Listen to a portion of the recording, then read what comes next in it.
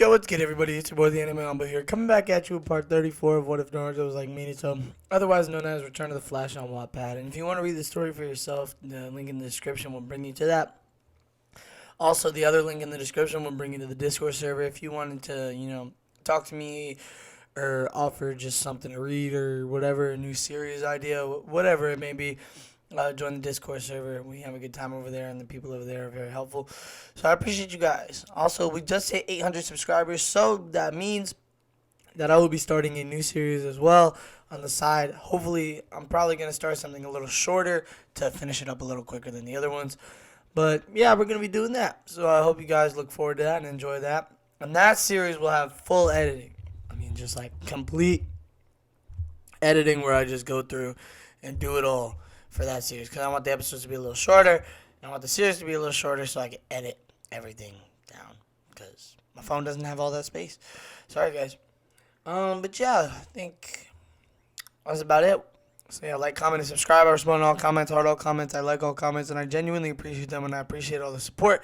Let's get to 900 next, and yeah, then that's it for me for the intro. Yeah, so this is your boy, the Habu, and cue the intro, please.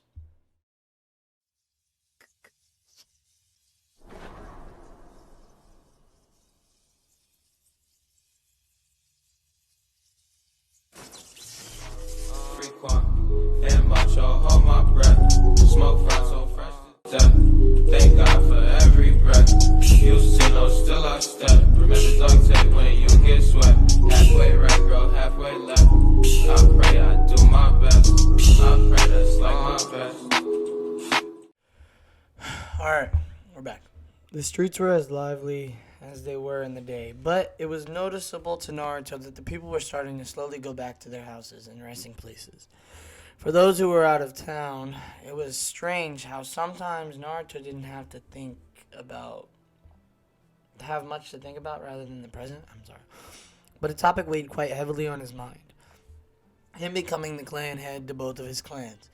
Now that he was a Jonin, his political responsibility had significantly increased, not to mention that he was now the last of both clans. One good thing about this, though, was that he would now be allowed to live in his parents' house.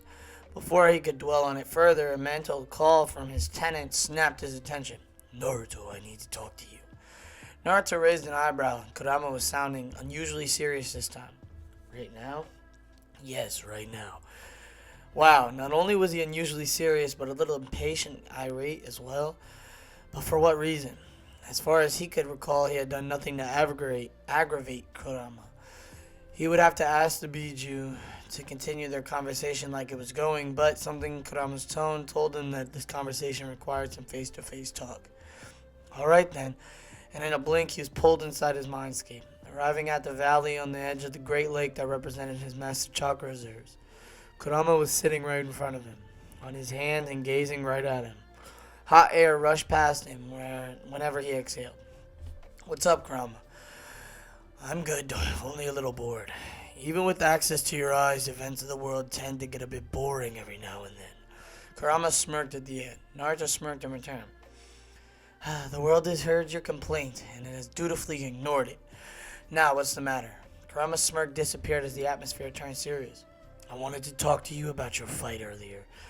Naruto raised an eyebrow. "You mean the Itachi and Kisame?" Kurama nodded. "That one. Those men are extremely dangerous, Naruto. Even at your level, you would struggle against just one of them." Naruto took a deep breath as he considered Kurama's words. He was not exactly wrong. Itachi and Kisame were in a league of their own. They were part of an organization that was after the Biju sealed inside Jinchuriki, so it went without saying that he would have to face them at some point down the line. "What's your point?"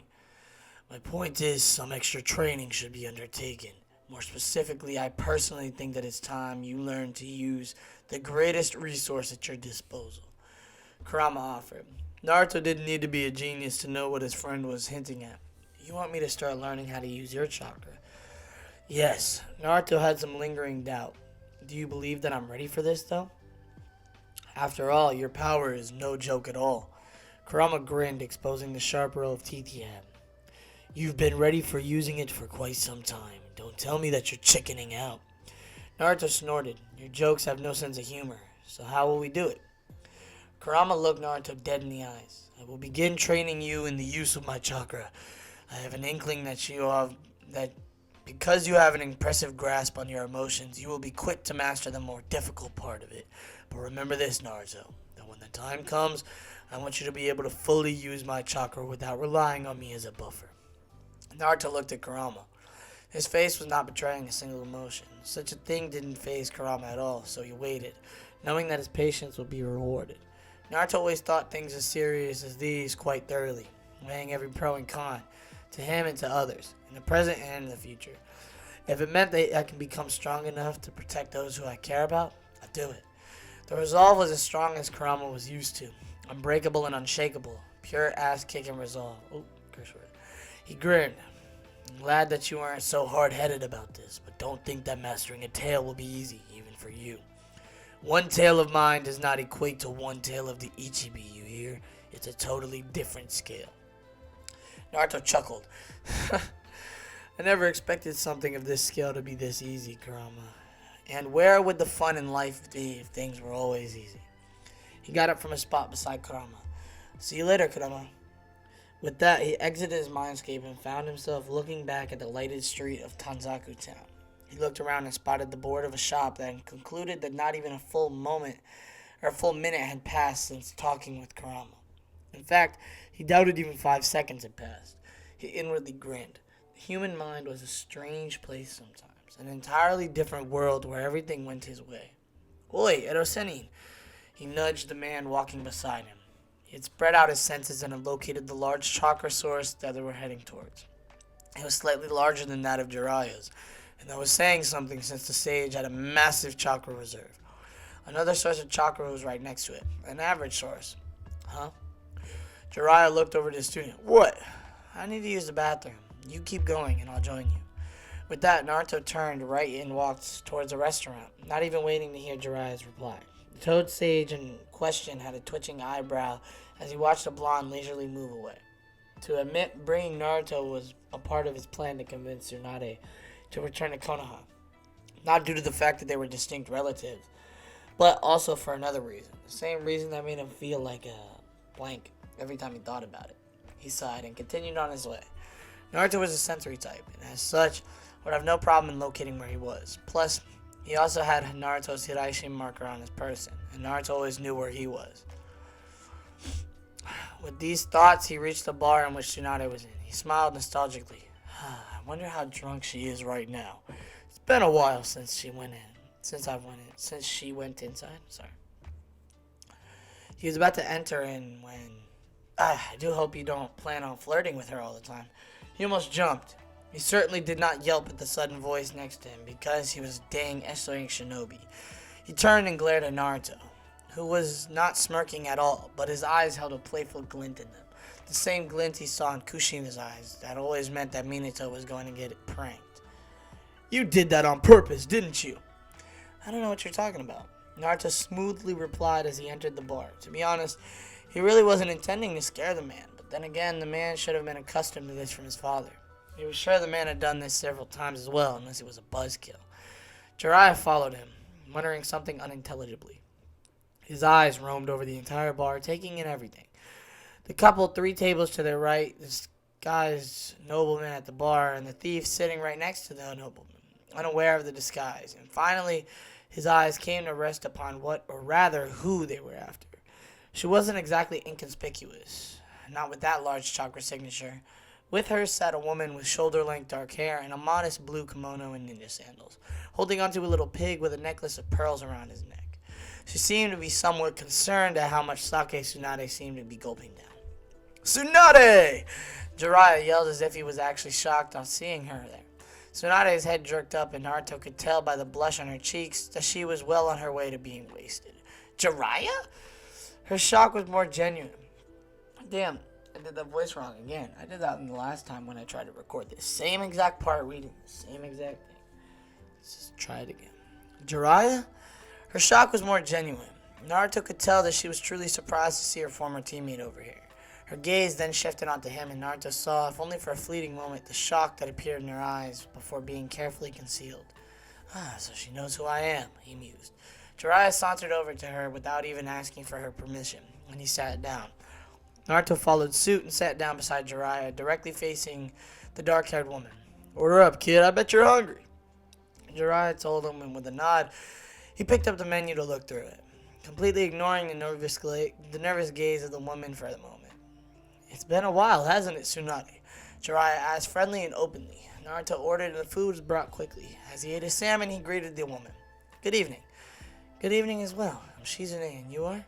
Tsunade introduced herself with a soft smile.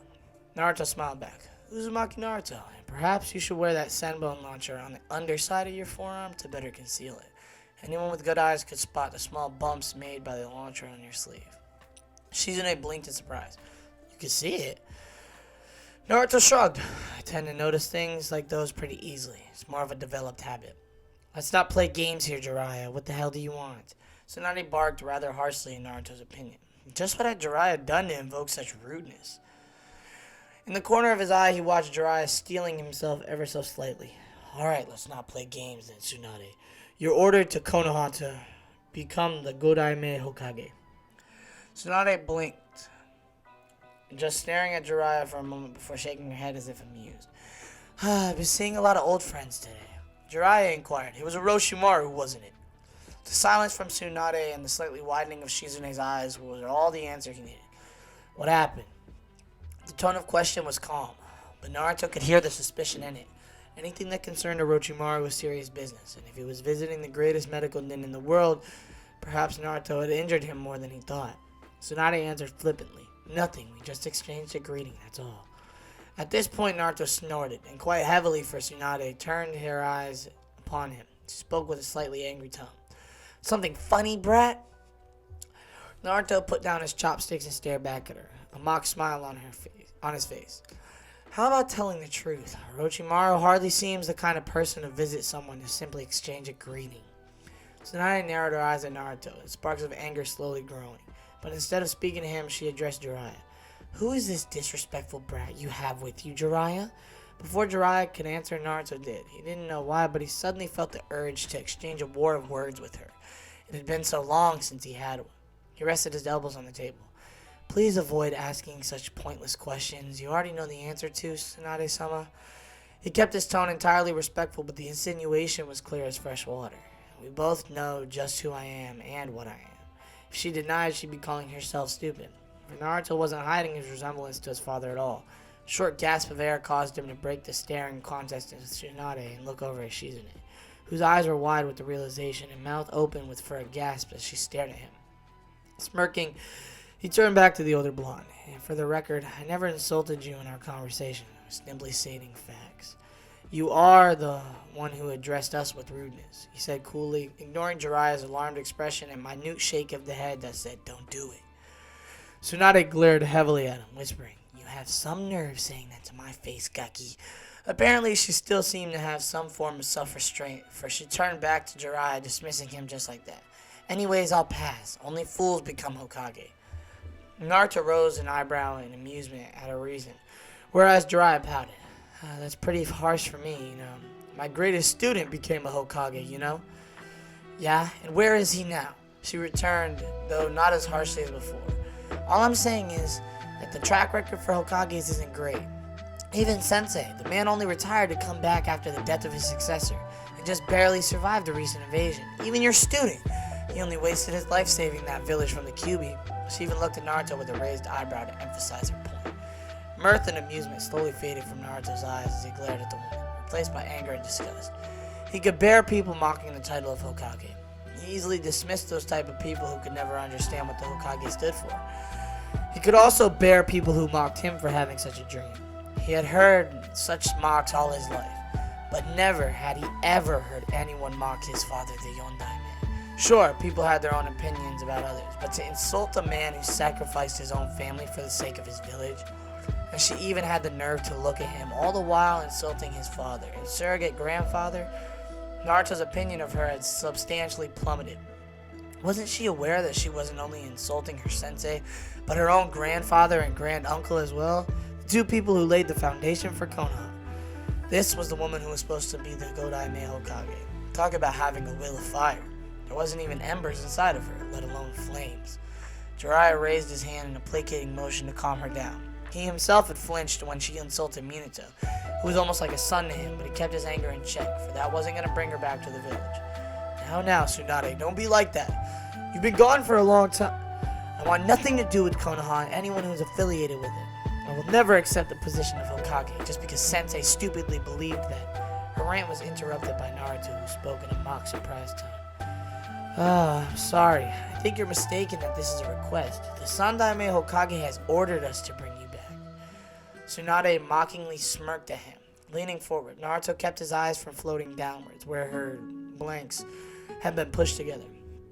Let's say that I care. What is there that could make me want to come back to Konoha? At this point, Jiraiya watched, slightly concerned over how Naruto handled Tsunade. It was suicidal to piss her off, and there was no other person who knew better than him. He knew that sweet words won't convince her in the slightest, but he could lose her forever if he let this get out of hand. Unfortunately, that was exactly what Naruto was doing right now. Naruto was highly pragmatic, almost to the point of being ruthless. He had no difficulty in laying out the pills that were harder to swallow. Protection from various moneylenders, a stable home, and blackmail. Naruto rattled off, not even hesitating the slightest at the last option. Jiraiya and Shizune's eyes widened for different reasons. Shizune tried to think of just what he had to blackmail her master, while Jiraiya knew exactly what Naruto was talking about. He harshly whispered, "Naruto, what are you doing?" To his shock, Naruto gently waved him away. "Don't worry, Jiraiya-sensei. I know exactly what I'm doing. I'll show her the reality of her situation." Tsunade almost hissed at him. "What? Blackmail?" Naruto rested his chin on his hands. "The fact that there's nothing stopping the old man from declaring you an S-rank missing-nin should we fail." That was a sledgehammer that no one was prepared for. Jiraiya had widened his eyes at Naruto's proclamation, since they hadn't even said anything like that when he briefed him, so he had to be bluffing. But looking at Naruto's face, he realized Naruto wasn't kidding at all. He looked entirely serious. Just as he was about to stop him, a hand came up to stop him, silently telling him to stay out of this. Jiraiya was sure that Tsunade would bash Naruto at any moment, but then he looked at her face. Tsunade had gone pale from shock. She would have never thought that she could be labeled an S-rank nin. Never considered the possibility, but then again, the brat could be bluffing. Snapping from her shock, she whispered half angrily and half in denial, "You're bluffing." Naruto shrugged. "You have severed all contact with the village. Haven't done anything except drink and gamble in 10 years, which means no service to the village. You abused your Sanin traveling rights and have no intention of coming back. Quite a lot of similarities to a missing nin, am I right?" Tsunade smirked. "That old monkey would never do that to his student." Naruto looked up and thought, "I'm pretty sure I could convince him." All of a sudden, he was yanked forward by Tsunade, whose hand was now fisted in his jacket. She hissed coldly, "You wouldn't." And that's where I'm going to put a cut. I'm going to keep reading the story. You just got to give me a minute, because I want to make sure that I don't ever record another hour-long story and then have it not record, because trust me, that sucks. Yeah, I'll catch you after the break.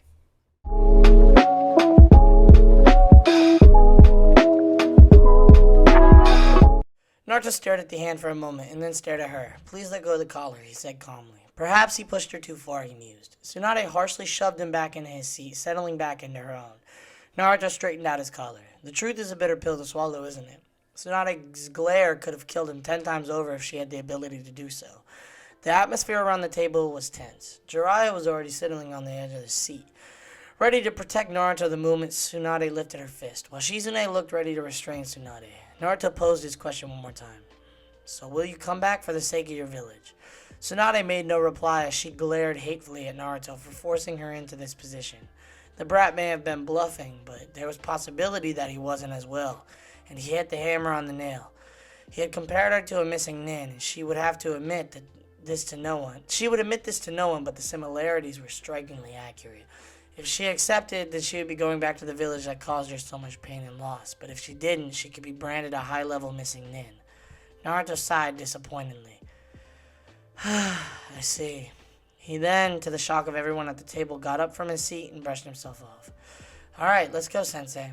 Jiraiya was still recovering from what Naruto said, so he could only blink in response. "What?" Naruto didn't so much as... Sorry about that. Naruto didn't so much as look back. We're wasting our time here. Our village is better off without her. We certainly don't need some trash who's afraid of facing the difficulties and realities of life as a shinobi, much less the Hokage. We would be the laughingstock of the entire elemental nations.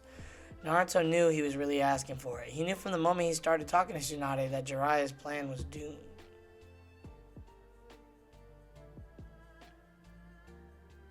Okay. Sorry. The plan was doomed. Sheesh, where is it? Oh my gosh, sorry guys. Doomed to fail from the beginning. Sorry, I'm not perfect. No sort of sweet talking would ever work on her, so he tried a different way. Jiraiya might not approve using blackmail against his former teammate, who he still cared for deeply. But as long as she comes back to the village in one piece, perfectly fine and healthy, anything goes. So he came up with a backup plan. He knew that Tsunade was practically royalty, being directly related to the first two Hokages and a student of the third. Gigi would hesitate to put his former student's name in the bingo book as an S-rank missing-nin, but he would do it for the sake of the village. After all, the man had the balls to pull off a move such as dissolving the highly annoying civilian council, even in his age. Perhaps he should have given an incentive for Jiraiya to give to Tsunade to convince her to come back, but that's besides the point. He would have to exploit Tsunade's weakness for gambling, and the only way was to do that is baiting her. Sorry.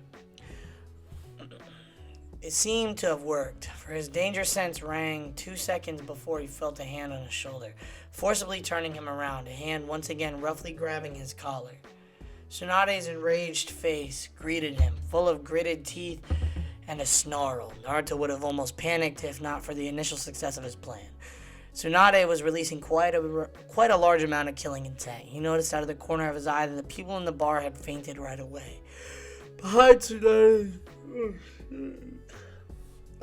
Guys, no, the first part was going so well. Yikes. No use complaining now. Let's continue. We forge on. Sorry. Alright, bet. Let's go. Where is it? Oh, fainted right away. Behind Tsunade, Shizune and Jiraiya had risen to their feet. Shizune was clutching the piglet to her stomach almost painfully, if the piglet's expression was anything to go by. He was surprised it hadn't fainted, though. Jiraiya looked panicky, for lack of better words. Naruto discreetly motioned him to stay. He had this under control. Jiraiya looked doubtful but nodded hesitantly. Naruto finally turned his attention to the enraged blonde and amusingly noted that they were almost the same height. Tsunade lifted her other fist threateningly. I am this close to sending you back to your village the expressway, brat. Naruto's eyes narrowed. His expression turned stony. His hand came up to grip Tsunade's hand that was roughing up his collar. Let go. Of course, she didn't seem to hear him. Rather, she asked mockingly, or what? Now it was clear that she was underestimating him. His grip tightened as Tsunade's eyes widened a bit. Or burn. Tsunade immediately let go of his collar as soon as her hand started to feel warm. Clearly the brat could control his chakra very well. A second longer and her wrist would have been burnt. Naruto smoothed his collar once more and asked, might I ask just what provoked such an action on your part? Tsunade damn near snarled at the audacity of the brat in front of her. You call me trash and simply expect to get away? No one's that lucky, brat. Naruto crossed his arms and made a disbelieving expression. Let me get this straight. You're gonna attack me just because you don't like hearing that you're trash who abandoned their village. Naruto looked as if he had an epiphany. Sorry. My bad. You're not trash. You're actually worse than trash. Tsunade just about had it. She took a step forward but was quickly restrained by Jiraiya, who struggled to keep her from killing his foolish godson. Young brats like you need to learn how to talk to someone who can make paste out of you if provoked. Naruto had no problem returning the insult. Oh, I know how to quite well. A pity that no one taught you.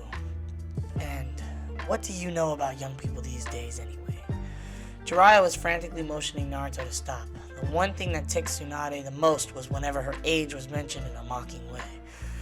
He didn't know why Naruto was doing this, but his student was treading in dangerous waters. Tsunade finally wrenched herself free from her teammate, but did not immediately move forward. She instead asked in a low and intimidating tone, what's that supposed to mean? Naruto stood in his spot, not intimidated at all. What do you think, Ba-chan? Tsunade and he were nose to nose again. Tsunade's smoldering rage was matched against the freezing gaze of his own. You punk, I really ought to teach you a lesson. Shizune pleaded with Tsunade. Tsunade-sama, you don't have to go that far. Let's just go. She was silenced when Tsunade harshly glared at her, forcing her to remain silent. Naruto sighed as if it pained him to say this. If you really want to fight, perhaps we should head outside. I'd rather avoid collateral damage more than what you've already done, he said, sweeping a hand around the bar to show the unconscious people. Tsunade glared and said nothing as she almost stomped outside. Shizune hurried behind her master, looking at Naruto as if he were mad. She wouldn't be wrong, as Naruto had no problem in admitting he was crazy. Jiraiya walked over to Naruto, a stern look on his face. Why are you doing this, Naruto? Why antagonize her so much? Naruto took a deep breath. She can't be Hokage when she's like this, Sensei. Not when she's clinging on to the past without any intention of letting it go. Hokage cannot afford to be weak-minded like this. I'm trying to break her out of her state of self-pity she's put herself in. Jiraiya snorted. Let me tell you then, you're doing a piss-poor job of it. Naruto sarcastically replied, I wonder why we weren't going by your method. Oh, that's right, it was failing. The retort was quick. And yours isn't? Naruto put his hand on the door. We'll see. With that, he stepped outside. Tsunade eyed the brat in front of her with narrowed eyes. While he was maybe a bit good, she doubted he was anywhere near her level. She was a Sannin, while the brat before her was merely a Genin, Chunin level at best. There was a whole world of difference between them. Kid, I'll give you one last chance to apologize for what you said to me. Naruto's reaction surprised her greatly. His expression immediately became frosty, his eyes narrowing into flinty chips of ice that were cold. That was cold it burnt? I'm not sure. The look reminded her of Namikaze Minato, whose enemies ran in the opposite direction on seeing that look. Apologize to you. Perhaps it should be the other way around, for you knowingly insulted a man who sacrificed his own family for the sake of the village he loved, in front of his son, no less. Dead silence filled the alleyway, and Naruto was glad that the streets were completely deserted. Tsunade's eyes widened, and a pinch of guilt filled her being. Before she shoved it aside, before she could say anything else, Naruto continued. He was quite fed up with her by now. You have no idea just what the Yondaime gave his life for. And frankly, I don't think you'll ever understand. You have no idea how hard the old man works each day to keep the village safe and sound. You have no idea how much he helped each person in it, indiscriminately. Your worst day can't even hold a candle to his, and you think you can turn down the position because you have some personal issues? You have no idea what the Hokage stands for, yet your sensei believes you do, and here you are betraying the trust he placed in you. All you can do is run away like a coward. Tsunade was trembling with rage at this point. She was tempted to thrash him to Kingdom Come, but she needed to show this brat why no one messed with her. She growled. Looks like you're way too excited to go into a coma, Gaki. She swallowed her anger and listed out the rules. Physical attacks only. First one floored wins. Shizune and Jiraiya cringed at the implications of the rules while Naruto shrugged. She was about to lose anyways. Why not give her a handicap? Tsunade smirked savagely and lifted her index finger. One index finger, that's all I'll be using. Naruto nodded and said, very well. Since you've laid down the rules of the fight, it only seems fair that I lay down the stakes. If I win, you come back with us to the village. You win, we leave you alone. I'll even give you my wallet. He held up his wallet, which was jingling with coins and sounded of crispy notes. Sounds of crispy notes? I'm not sure. No need to mention, he kept the least amount of his money in his wallet. Tsunade cocked an eyebrow. Alright, I'll make this even more interesting. If you win, I'll give you this necklace. She pulled out the necklace that was dangling in front of her impressive, bust, showing him the crystal that swung on the end of it. Naruto raised an eyebrow in return, but nodded. Alright then, Sensei, give the signal. Jiraiya was shocked that Tsunade was willing to wager the necklace to Naruto, but then his shock turned to pity. He knew just what was going to happen, but he felt that perhaps Naruto should learn a bit of humility. He was getting way too overconfident. He sliced the air in front of him. Hajime!